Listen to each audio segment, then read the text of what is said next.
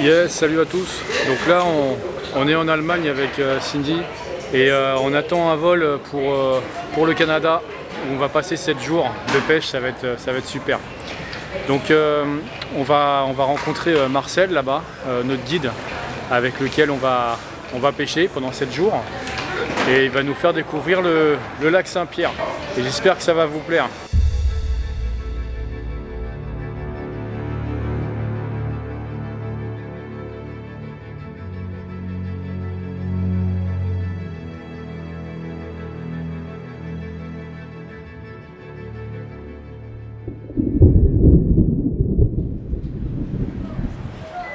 Bonjour, on est que deux. Deux?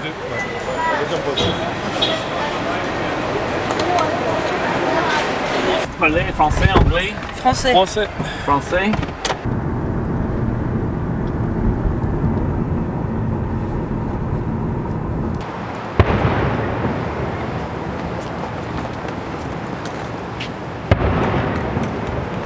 Donc là, on vient d'arriver à Longueuil et je cherche Marcel.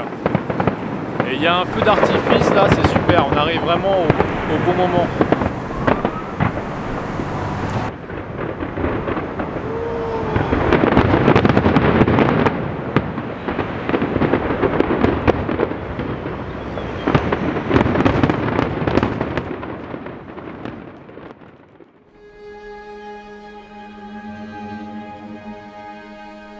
On vient de passer la nuit chez Marcel et Geneviève.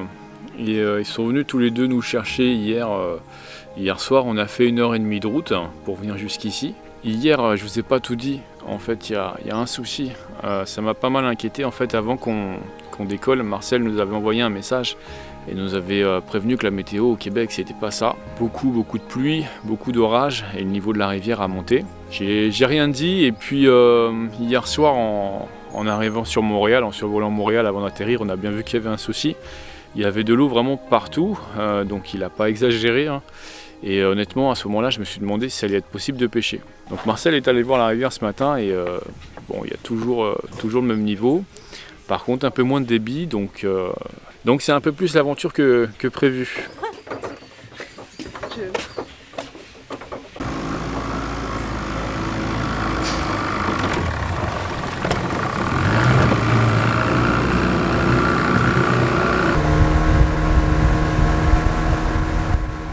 Donc, je m'appelle Marcel Saint-Pierre, je vis à Notre-Dame-de-Pierreville, sur la rive de la rivière Saint-François. Donc, la rivière Saint-François se jette dans le lac Saint-Pierre. Donc, j'étais peut-être prédestiné à habiter dans ce coin-ci. Et puis, je suis pêcheur professionnel de métier et guide de pêche à la carpe et guide de chasse à l'automne pour la chasse au gibier d'eau. J'ai eu ma première barque quand j'avais 6 ans. Donc, ça fait depuis l'âge de 6 ans que je me promène sur le lac Saint-Pierre. Donc, ça fait un peu partie de ma vie, c'est mon bureau. Ce que vous voyez là, c'est vraiment mon bureau. Donc, il y a le pire comme condition de travail. C'est par ici, Marcel? Pardon? C'est par là? Ouais, c'est par là. Le poste, il va être devant. Ah, regarde! C'est un chevreuil ou... Qu'est-ce que c'est? De Virginie. C'est un chevreuil de Virginie? Ouais, cerf de Virginie. Oh, Ah, t'as vu la queue qu'il avait blanche? Ouais, il y a la queue blanche. Ouais. Ils sont beaucoup plus gros que les chevreuils de chez vous. Tiens, il y en a un autre là-bas, regarde. Lève-toi, mon cœur, tu vois. bah attends, je le laisse remonter. Ah ouais. J'ai choisi cet endroit-là parce qu'il y a comme une sortie pour le marais. Donc, tous les carpes qui sont à l'intérieur, c'est vraiment un corridor de passage devant. Et puis, ici, ça va rejoindre la rivière, la rivière Yamaska. Donc, c'est vraiment un axe de passage. Là. Donc là, on est vraiment à l'abri du courant. C'est vraiment... j'ai vraiment visé pour pas être à l'abri du courant. Parce qu'en réalité, l'eau s'évacue dans ce sens-là, mais rendu ici, ça bouge presque pas. Là. Elle n'a pas eu tellement de chance, puisque normalement, au mois de juillet, il n'y a pas de montée des eaux comme ça. Non, il n'y a pas de crue des eaux comme ça. Là. Et là, il y a vraiment eu un orage, une tornade. Enfin, c'était assez violent, il paraît. Hein. Ouais, et puis le niveau d'eau, il a monté de presque 2 mètres. Là. Ah ouais. Tout à l'heure, Marcel, il m'a montré, il y a des pontons, il y a même des bateaux. Qui sont partis à la dérive. Et puis les gens ils ont récupéré leur bateau 30 km plus loin sur le lac. Ah ouais, c'est impressionnant. On a vu pas mal d'arbres aussi, de troncs d'arbres en train de flotter. Donc c'est pour ça que Marcel a choisi ce poste-là, puisqu'on avait peur pour la pêche, quoi. Parce que là, les poissons, ils ont bougé hein, sur les Ouais, places que tu as. à mon avis, les poissons, avec le débit de la rivière, ils sont partis à l'abri. Voilà, donc bon, ça, je pense que ce sera une pêche compliquée, plus que d'habitude en tout cas. Ouais. Mais on va essayer de trouver des solutions et puis on a un super guide, donc ça va le faire. En tout cas, c'est vraiment beau, on est en pleine nature.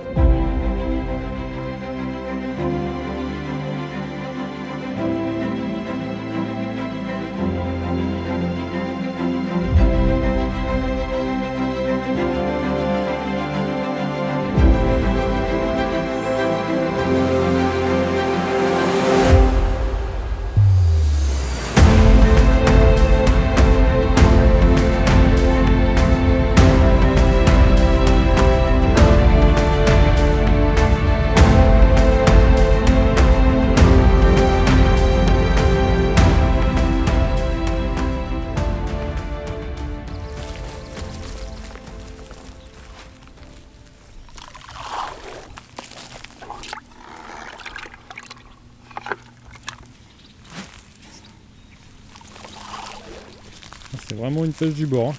Oui, ouais, c'est totalement différent de chez vous. Les lancers à 100 mètres, ici, c'est pas important. Tellement que l'année dernière, il y en a un qui s'est ramassé dans l'estuaire du Saint-Laurent. Ouais, ça, c'est juste des poissons qui passent, qui tapent dans le fil, ça. Ouais, souvent, oui. Les carpes en général, comme chez nous, Je suis insensible. dès qu'elles sont piquées, ça démarre quoi. Ouais, mais je suis ouais, sensible. normalement, oui, il n'y a pas de... C'est gros. Non, c'est pas gros. Premier poisson pour Marcel. Et qui rentre dans les herbes. Hein. Ah, c'est une si, carpe. c'est beau. Ouais, c'est une belle carpe. Elle est belle, hein. Toi, instinctivement, elle rentrerait directement dans les roseaux. Ouais, du coup, c'est pour ça que c'est. C'est pour ça que ça a arrêté. Elle s'est complètement détendue, elle ne bougeait plus. Là. Elle est venue vraiment... Ça fait pas un super long combat parce qu'elle, elle a cherché vraiment la sécurité. Et voilà la première carpe de la journée. Donc on a essayé un nouvel endroit de pêche et puis jusqu'à maintenant ça a l'air de fonctionner. Donc ça c'est une blessure qui est faite par le parasite. Ouais, c'est un parasite, c'est le lamproie. Donc c'est des espèces de poissons qui s'accrochent pour aller sucer le son. Un peu comme une sangsue. Mais eux, ils ont vraiment des dents. Là. Ils arrivent à percer les écailles. Et des fois, tu les retrouves sur les poissons? Ouais, souvent, on les retrouve sur les poissons. Ils restent accrochés. C'est des poissons, des trucs qui font à peu près peut-être 8 cm, 10 cm de long. Donc c'est sûr que c'est pas une destination pour faire des trophées. Parce que moi, la moyenne des carpes ici, ça joue entre 3 et 10, 12 kilos. Où on arrive à en faire un peu plus grosses. Comme la semaine dernière, ils ont fait... On n'a pas pesé, donc c'est 17 ou 18 kilos. Mais le truc qu'ils m'ont tout dit et tous les gens jusqu'à maintenant sont tous d'accord sur le même truc, c'est que les carpes ils se défendent énormément. Ils se battent vraiment pour leur vie, c'est des poissons, je crois, qui n'ont jamais été piqués. Et puis dès qu'il arrive quelque chose, eux, ils pensent vraiment que ça va s'arrêter là, donc c'est vraiment le combat de leur vie. Là. Je crois que le problème majeur, c'est quand on amorce, on attire énormément de poissons. Et c'est peut-être les petites qui se présentent en premier. Puis après, il y a peut-être une technique aussi, il y a peut-être un éche à faire pour réussir à cibler plus les grosses, mais pour l'instant, moi, la plus grosse carpe que j'ai vue, c'était 32 kg. 32 kg. Ouais. Et c'est sûr que ça fait déjà quelques années, là, mais c'est déjà très beau poisson. Mais tu sais, on est sur un lac qui fait 450 km². Le territoire est immense, donc sûrement qu'il y a des grosses carpes, mais il faut vraiment tomber dessus. Coup de tête. Oh, c'est quoi ça? Oh, trop génial. Ah oui, ils sont blancs les poissons Ouais, chats. Ouais. La barbue de rivière est vraiment blanche. Bon, bah, mon premier barbu.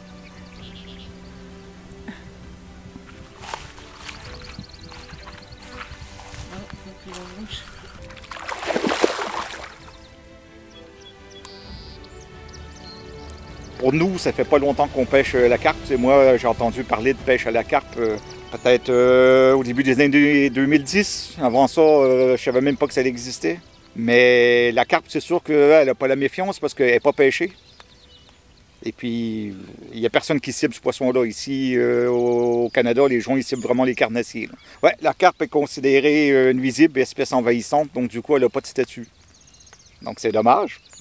Et puis pour la majorité des gens, ben, une carpe, les gens ne veulent pas les prendre. Puis quand ils en prennent une, la manipulation, c'est pas ça non plus. Donc, parce que les gens ici, ils n'ont pas vraiment de respect pour ça.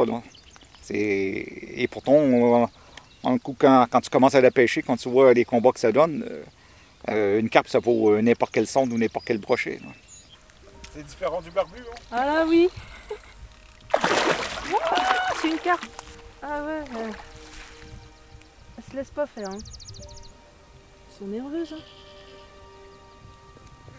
Donc ma première carpe du Canada. Qu'au départ, en début de journée, on avait, je pense, peu amorcé. C'est ce qu'on s'était dit avec Marcel. Donc là, on a essayé de mettre un peu plus d'appât pour essayer de les faire rester sur nos zones de pêche. Je crois qu'il y a plus de courant que ce matin. Les carpes sont vraiment pas méfiantes, donc on va voir si ça fait la différence. Je fais des progrès quand même, hein. T'as vu, je lance mieux C'est ce que j'allais dire. qu'au tout début.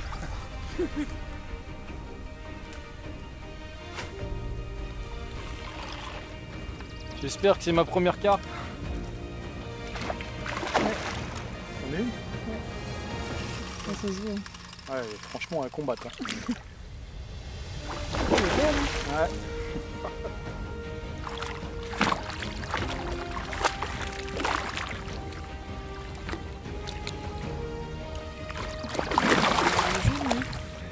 Donc ici, c'est principalement des communes. Hein. Il y a 99% de communes.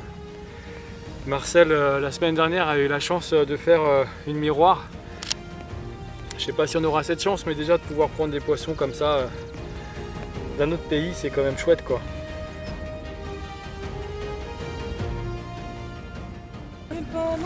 Oh, c'est un beau barbu, ouais. Un gros barbu, ouais. Marcel, il a dit, il faut pas mettre les doigts dans la bouche. Non, Hein. ça sert. Mais Johnny l'a compris. Ouais, il a compris à la dure. ouais.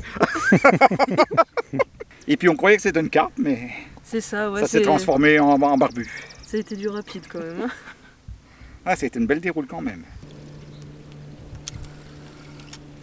Ouais, je peux pas aller plus loin. Mais...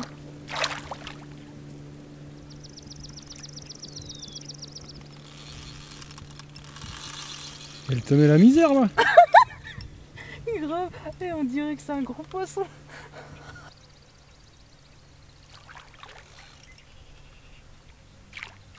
Ouah, elle est belle. Joli poisson. Il est 16h30, donc on va y aller. On pêchera pas la nuit, mais si le niveau baisse dans la semaine, on ira peut-être pêcher la nuit devant chez toi, Marcel. Ouais. On peut prendre des carpes aussi. Et là, ce soir, on va faire quelques courses. Donc voilà, je pense que je vais encore filmer quelques images de notre soirée. Et puis ça aura fait une bonne journée. Hein.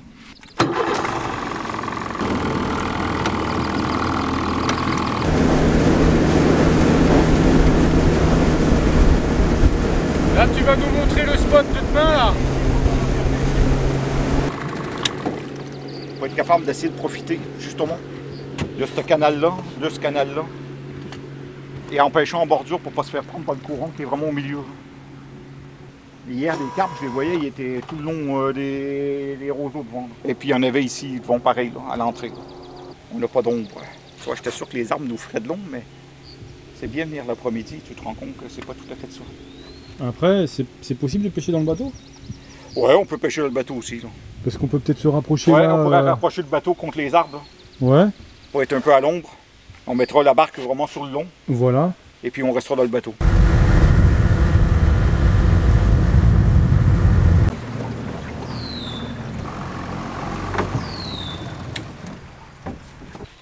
C'est sûr que ouais, il y a quelques barques dans le jardin, mais là, avant ça, j'étais fier de dire qu'ils n'étaient pas tout à moi, mais là, malheureusement, tous ceux qui restent sont à moi.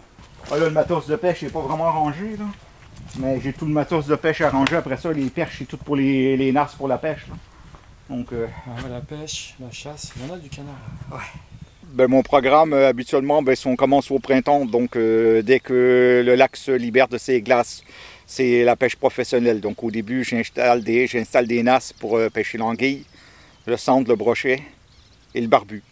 Ben, ma saison, moi, en tant que guide de chasse, ma saison, c'est fin septembre jusqu'à mi-novembre. Donc, et puis, depuis une vingtaine d'années, 95% de ma clientèle, c'est des chasseurs européens, surtout de France. Là. Ouais, parce que tu parles la même langue. Parce que, ouais, il n'y a pas de barrière de langue, puis le contact est plus facile. J'ai guidé des Américains pendant longtemps, Il y a un petit peu la barrière de langue, je parle anglais, mais puis en plus, les Américains, ça reste toujours, le contact, ça reste toujours guide-chasseur. Tu n'arrives pas vraiment à établir de contact plus personnel. Et puis avec les chasseurs européens, surtout les chasseurs français, bien, souvent, c'est des chasseurs qui arrivent, mais c'est des amis qui repartent après une semaine de chasse. Là. Puis on reste en contact, puis ce qui m'a permis la chance d'aller visiter la France à quelques reprises. Là. Pour la pêche aussi, ça se passe pareil? Pour la pêche, pareil. Pour la pêche, c'est pas mal le même principe. Souvent, les gens, je ne les connais pas quand ils arrivent. On a discuté par Internet ou des trucs comme ça, mais normalement, après quelques jours, ça fait un peu partie de la famille. Moi, ça me fait tout. Ça fait. On dit qu'on est cousins, mais des fois, c'est des liens qui sont plus près que ça encore. C'est le premier moteur que j'ai importé de Louisiane. Là. À l'époque, il n'y avait pas de concessionnaire au Canada. Donc, j'avais téléphoné directement en Louisiane. Et je vais te dire honnêtement, j'ai reçu comment ça fonctionnait bien. Je l'ai racheté un 20 ans avant. C'est dans ce champ-là, quoi, le soir, ouais, on peut voir c'est dans ce champ-là que le soir, ouais. Ben, regarde, il y en a un, là. Et puis, je vais essayer cette semaine de vous faire du poisson fumé un après-midi. Ah ouais? Qu'on peut se manger en apéro le soir. Oh, ce serait génial, ça. Donc, je vais sûrement vous quitter un après-midi. Je vais vous laisser pêcher toute seule. D'accord. Puis, je vais venir faire fumer le poisson. Tu vois, nous, on fume à chaud. C'est pas fumer à froid, c'est fumer à chaud. Et puis sinon, ben, on met le bois par en dessous. Puis j'ai un thermomètre pour essayer de garder toujours la température constante. Donc normalement, je fume à peu près à 75 degrés. Là. C'est de garder 75 degrés constant. Et tu fumes quel type de poisson?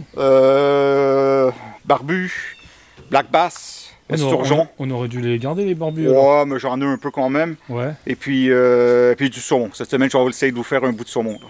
Et il y a beaucoup de propriétaires comme ça au bord de la rivière qui ont des fumoirs, ça se fait? Non, par contre les pêcheurs professionnels, ils en ont presque tout. Parce qu'ici, le poisson fumé, c'est vraiment la tradition. Okay. Donc barbu fumé, esturgeon fumé, c'est la tradition du lac Saint-Pierre. Et puis moi, le fumoir, ben, mon père, il était soudeur de métier, comme tu vois. C'est ton père qui te l'a fait? C'est mon père qui me l'a fabriqué.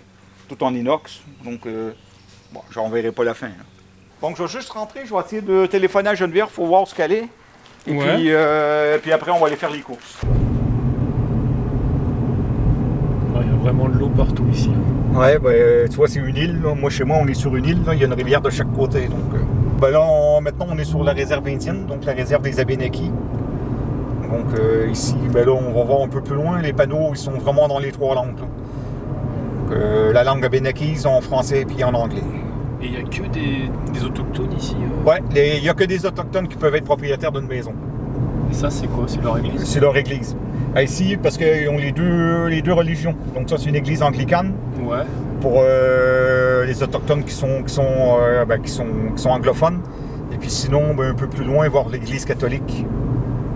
Parce qu'eux, ils ont les deux religions. Là. Et là, on voit le panneau. On voit bien le panneau dans les trois langues. Là. Allez, j'arrête de filmer pour aujourd'hui. Nous, on a passé une très belle journée. On a fait nos premières carpes québécoises et c'était pas gagné d'avance, donc on est assez soulagés. Maintenant, j'espère que les prochains jours seront un peu plus favorables pour la pêche, surtout pour le niveau de la rivière, que ça nous ouvre des portes et puis qu'on puisse pêcher sur le lac Saint-Pierre. Ce serait pas mal. Donc je croise les doigts pour ça. Et sinon, je suis super content d'avoir rencontré Marcel parce que ça fait 2 ans qu'on s'est écrit. Et c'est la première fois qu'on se rencontre. Et c'est quelqu'un de très agréable. Voilà, je vous dis à très vite. J'espère que cette vidéo vous a plu.